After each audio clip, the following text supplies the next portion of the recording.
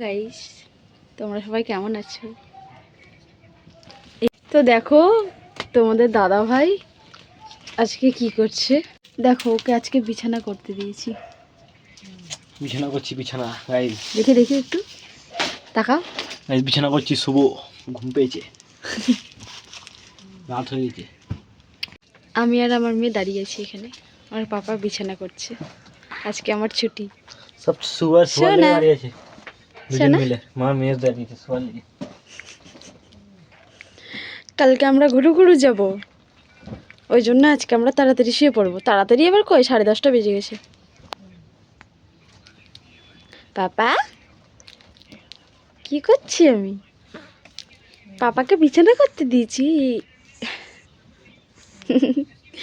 শোনা আমার, দেখো তোমরা তোমাদের দাদা ভাই কি করে বিছানা করছে। আমরা মশারির বাইরে, আমাদেরকে তাড়িয়ে দিয়েছে, বাইরে বের করে দিয়েছে, দিয়েও বিছানা করছে। দেখো